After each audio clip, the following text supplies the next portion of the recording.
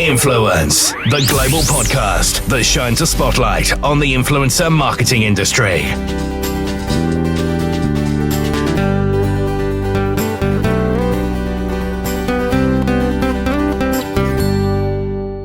Welcome to another episode of Influence. I'm Gordon Glenister, and today we're going to be looking at two ends of the influencer world in the same sector.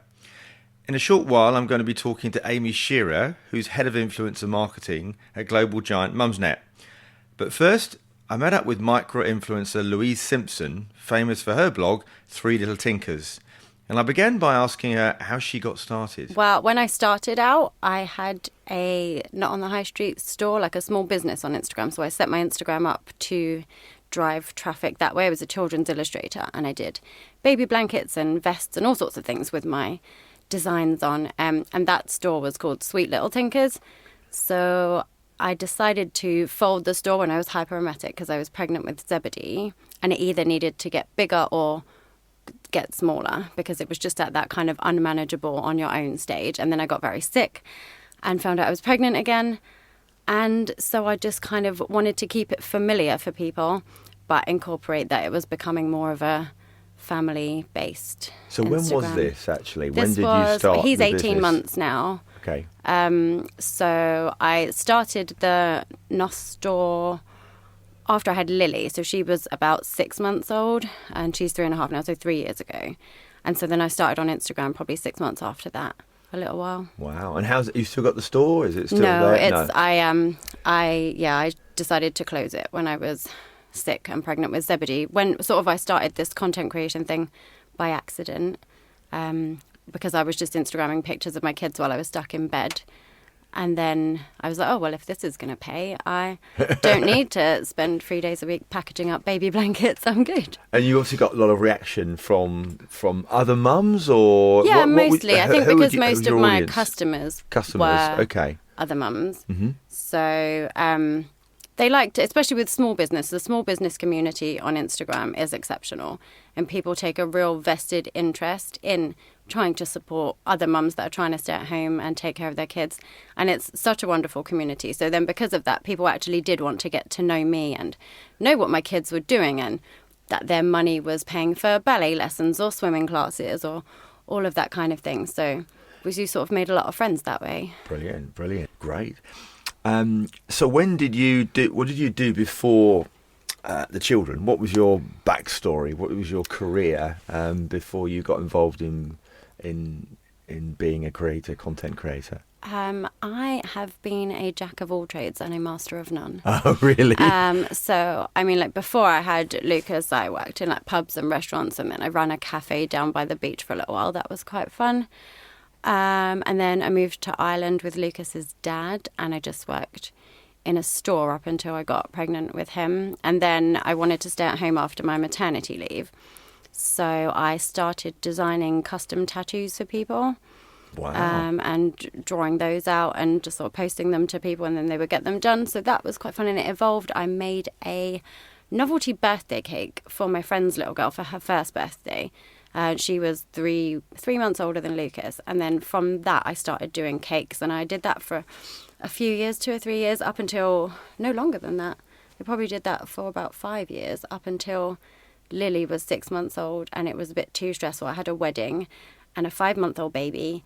And I was just like on edge and like to the point of tears. Like, this is the most important day of somebody's life, and if I mess up their cake because my baby is crying, I'm going to be the devil. Oh, no. And it was a bit too much. And so at that point I was like, right, I need to find something else to do. And that's when I started illustrating. I used to paint like custom peg dolls of people's kids as well. That's a very Insta thing, or at least it was a few years ago. Wow.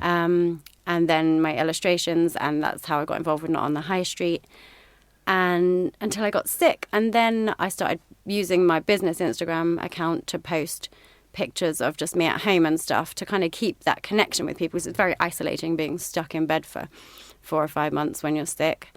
And then Johnson's Baby approached me and said, oh, we would love you to pay you to post about this and to try some stuff out. And I was like, okay, that's a thing. I'll do that. Wow. And it's And when was that? What year was that? That was when I was pregnant with Zebedee. So about probably just under 2 years ago. Okay, so not that long ago then. No. So yeah, and then it sort of from there, I got involved with finding out how to do a few other little bits and bobs. So how do you balance? Well, I've been quite intrigued in how influencers and creators balance their personal with what they're trying to do with their business. I mean, particularly for you with 3 little rascals and all the other things. Presumably, have you got a network of support with your parents or others around you, friends? Yes, I It's difficult. I don't think balance is something I'm very good at, especially because the two worlds are so closely mixed together. Yeah. So I now have childcare. I have like nursery for the 2 younger ones, or nursery and preschool, all day on a Monday. And then Lucas goes to breakfast club at school that day, and he goes to gym after school. So I have from 8 until 4 now, just literally as of this month. And I've started to schedule the whole week of Instagram on that day and have it done. And then if something else gets thrown up, I can factor it in without all the stress of it quite so much. But yeah, I don't ever stop. I'm not good at taking a minute. So it's go. Do you think some people that see the posts and they see what you do realise what goes into creating some of that content? You know, whether it be photographs or... I was with somebody just the other day, actually. She was showing me her phone and all these photographs that she'd taken to post just one. Mm-hmm. And so I was going to ask you the same question. Do you find that actually content creation is a lot more than perhaps somebody might be otherwise aware of? Yes, definitely. I think there's a bit of a sort of an opinion. I think from the way influencer marketing started, that, you just get some free stuff and you take a selfie on your phone and that's all it is, and it's like you're just getting like stuff for doing nothing, whereas actually I can do 2 or 3 days work and end up getting nothing out of it, because you have to do the work to pitch for things and they might go with somebody else, and there's so much. And like you say with the photos, like I might take 300 photos to get one and then decide I don't like any of them and start all over again with something different. I think like the more seriously you take it, because you can still just take a selfie on your phone and do great, but for me personally, it doesn't work that way. I mean, I did have a look at your Instagram account just the other day, and one thing that comes across really well is your consistency of your style. So if I was a brand wanting to work with you, I could see it is very consistent, and there's a similar colour theme going on there. So again, you must work quite hard at making sure it fits in with your personality and your brand. So how important is that for you? I am so anal about the colour of my Instagram. It's actually a bit ridiculous. Like, so many beautiful photos don't make it because they are the wrong colour. But I think that, especially from like a brand perspective, but also for like my followers, where the subject of a photo might change because it's just sort of lifestyle. So it might be kids, it might be me, it might be a book. It's not got that very niche kind of consistency thing where I'm posting one subject per photo, every photo. So for that reason, I feel like it really needs to all tie together impeccably well. So I always edit everything the same way, and I'm very strict with my colour scheme. All the pink and grey and nothing else. I have like weave in some colours through a series of pictures. That's brilliant. I have to say it's really, really good. So on that note then, what sort of tools do you tend to use that help you do that? What software packages and would you sort of recommend? I have like so many, I probably can't even remember them all, but basically Lightroom is life. Like, you can't edit anything if you've not got Lightroom. Okay. So everything starts off in Lightroom, and then depending, like if I'm going to make it a bit surreal, and I'll use Photoshop, or I just tried one the other day that like animates your photos. I think it's called Pixaloop. That was a lot of fun. And I've PixArt on my phone, and but primarily it's Lightroom and Photoshop. And what about, obviously Instagram is very big for influencers and creators, but what about YouTube and video? Have you thought about progressing that further? Not YouTube. I'm planning on trying to progress like with IGTV, so it's video and it's something different, but it's within the same sort platform. Of safe space. I think video is amazing, but I wouldn't be comfortable doing a rubbish video, and then I feel like I would need to train for like 5 years to have like a cinema quality video to put up. So, and I just am conscious of spreading myself too thin. So I just try to be best I can. So I was just going to say that we were talking earlier, weren't we, about what is a typical day for you, and you sort of now suggested it's going to be a lot easier because you can plan that time in, and I'm guessing also it's not always when you're working with a brand, you're not they're going to want you to create content that's very specific to you using their brief. So talk to me a little bit about maybe some of the brands and campaigns that you work with. You mentioned Johnson's, yes. But presumably you work with others as well. What are the lessons that you've learnt from that experience? I think I'm starting to get a bit pickier. So there's a very difficult stage that you go through once you start this job, whereby when you're small, you need to, especially like if it's all you're doing, you're trying to stay at home after you've had kids and stuff, then you're caught in this really difficult situation between being big enough to be true to yourself and just do what you want and having to put food on the table, which means you have to pander a little bit to brands. And I'm getting to the stage where I currently refuse to just do a product shot, but that has a financial implication. So you have to go through this difficult kind of transition. But when you stick to your guns, the right brands will find you.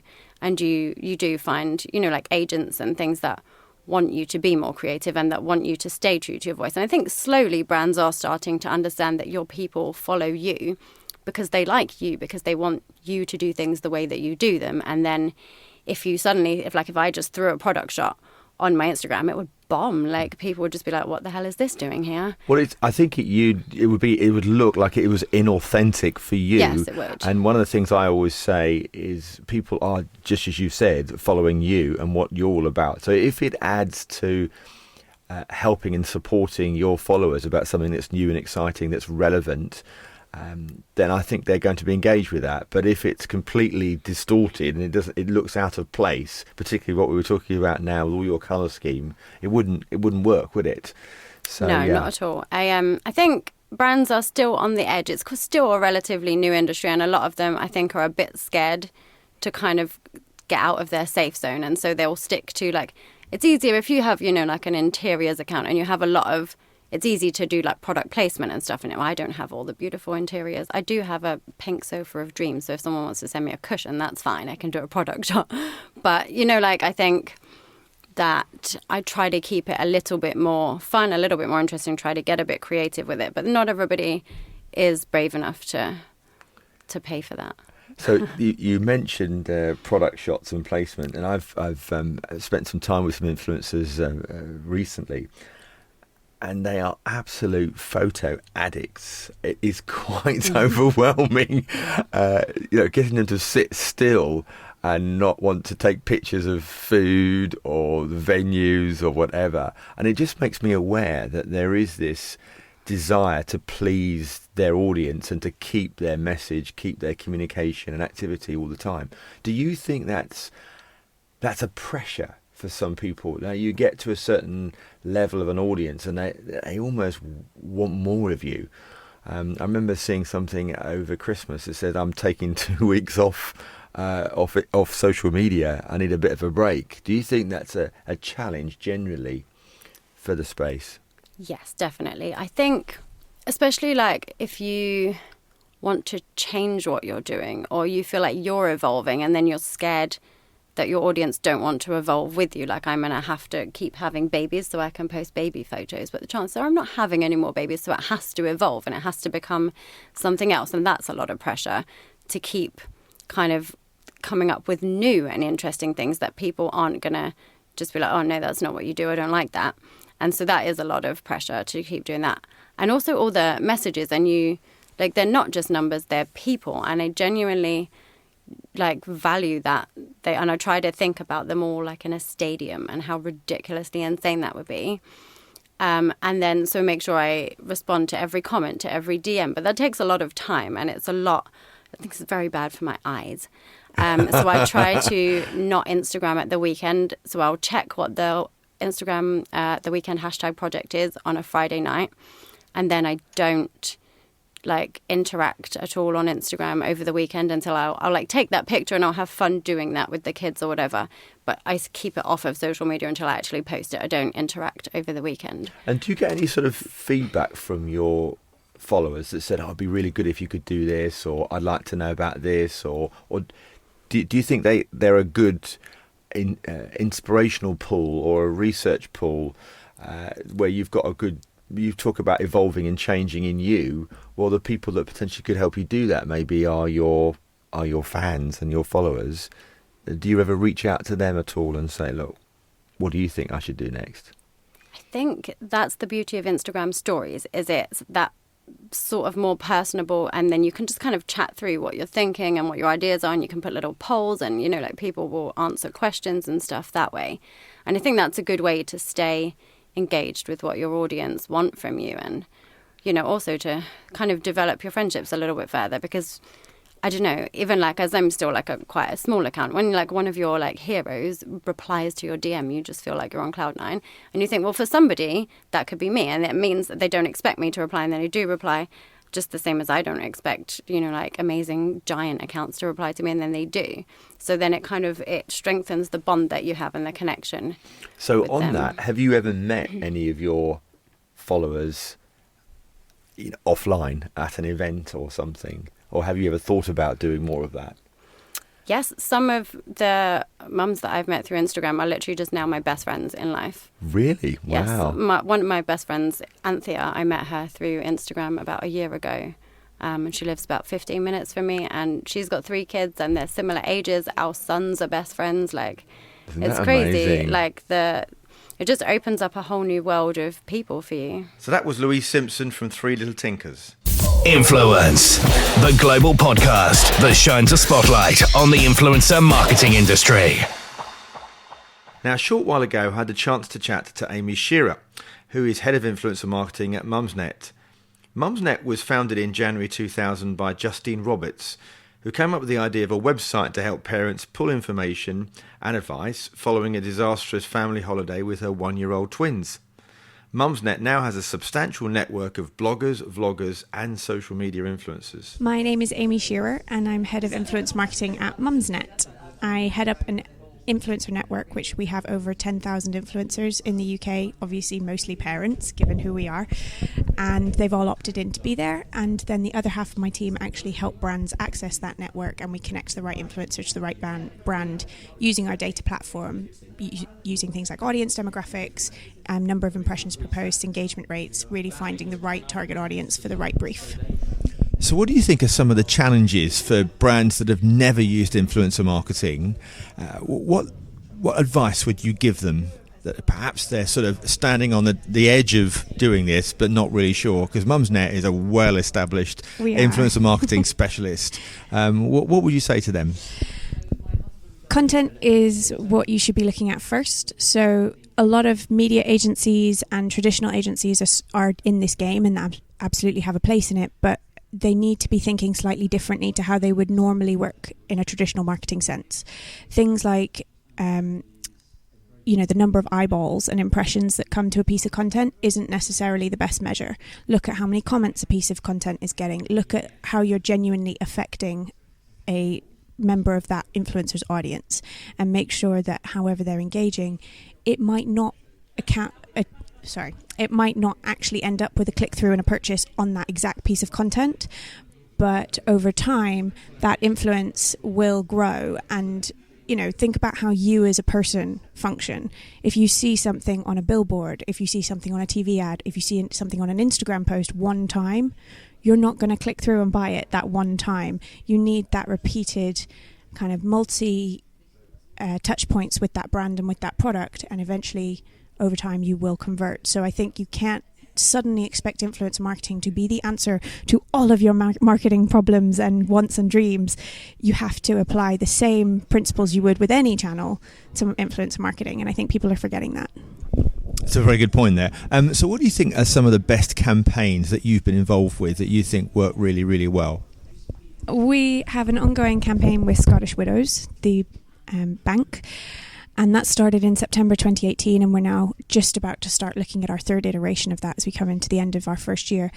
We've worked with a pool of what we call mini micros, which is influencers with under 100,000 followers and engagement rates that really buck the trend. So they are upwards of 5% engagement rate on Instagram, and they have done multiple pieces of content over this last year. So on that first piece, we had 20 mini micros, and they were attending Pensions Awareness Day, which on its title doesn't sound that exciting, but we managed to really engage with that audience. And because they have a much smaller audience of maybe 10,000, 20,000, 50,000 Instagram followers, they really have a much deeper relationship with that audience, which when it's a complicated message like why you should be saving as a woman and how that saving behavior is different to a man, which we have research that shows why that is, and we're trying to explain that in detail to help women, and it's very complicated. So you want people who have that genuine influence with their following.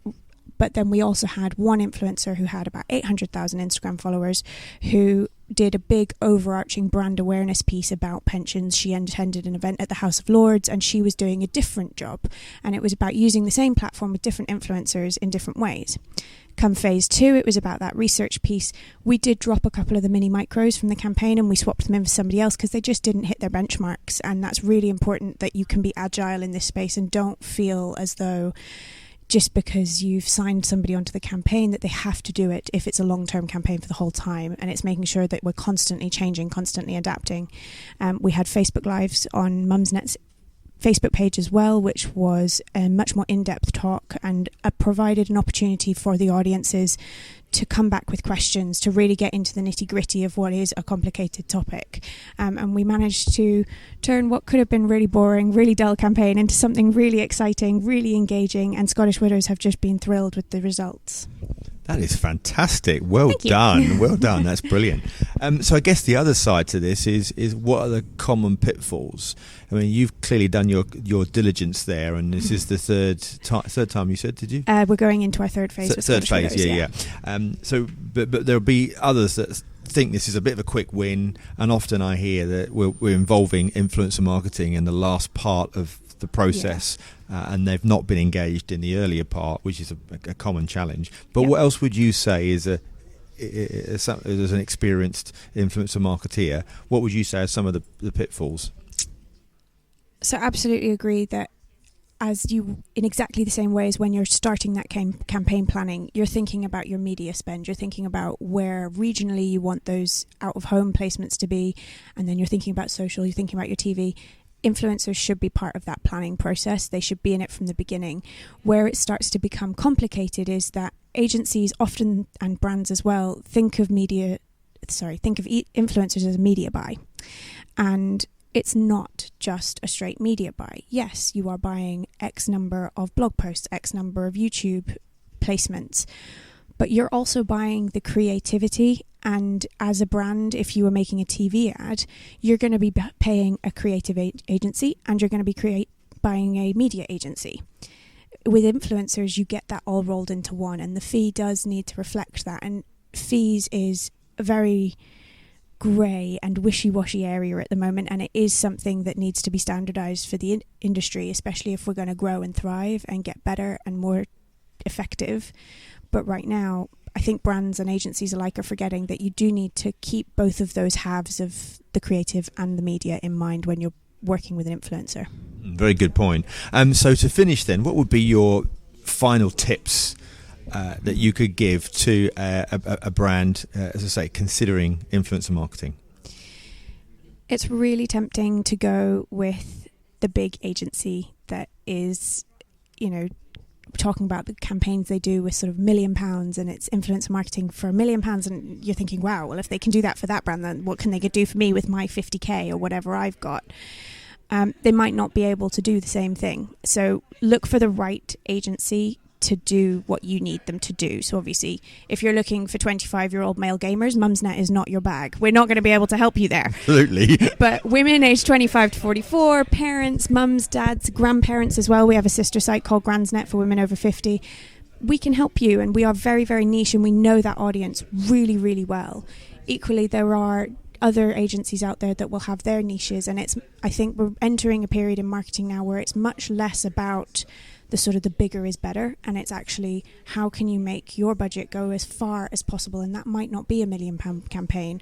We work with brands who have 10 to 50k, some of them have 100k, and ROI is at the heart of what we do, and that's the other thing that everyone needs to be considering, especially in influence marketing, where we do need to make this a more standardized, effective way of doing things. So there you go, that was Amie Shearer. Influence, the global podcast that shines a spotlight on the influencer marketing industry.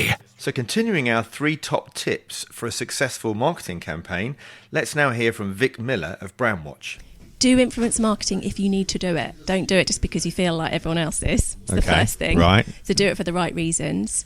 Understand your audience as the starting point. So understand what they're interested in, not just their interest, but so what jobs do they do? Where do they hang out online? How do they talk online? What are they saying in forums? What are they saying in chat rooms? Not just what are they saying on social media. It's the bigger online picture. When you found the right influencer or influencers, and they don't have to be these huge big celebrities, but the people that resonate with your audience, the messaging that you use, work with them on that, but understand from that, the research you've done and the consumer insights you've taken in the early stages, the kind of language that's right. And now let's take a look at some of the events coming up in the influencer and marketing world. The Influencer Marketing One-Day Masterclass will provide an introduction to all key elements needed in order to develop an effective strategy and drive results for your brand, product or service.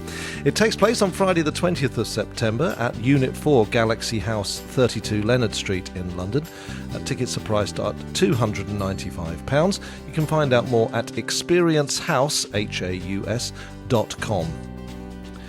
The Social Media Results for PR and Comms Conference takes place on the 6th of November at the Museum of London in Docklands. 35 industry leaders will refresh and reinvigorate your strategies with insights into the latest social media and influencer trends, show-stopping content and video strategies, proactive crisis comms, and how to monetize paid social and new technologies to drive ROI, prove business impact, and capture attention. You can find out more at prsocialmediaconference.com. And finally, Digital Growth Unleashed takes place in London on the 16th and 17th of October. This is an updated version of what was previously known as Conversion Conference, which was held more than 24 times at various locations around the world since 2010. The focus of the event will be on how to create the most compelling customer experiences by meeting the needs of your clients and prospects more fully. It's a live-only event with no video recordings. You can find all the details at digitalgrowthunleashed.co.uk.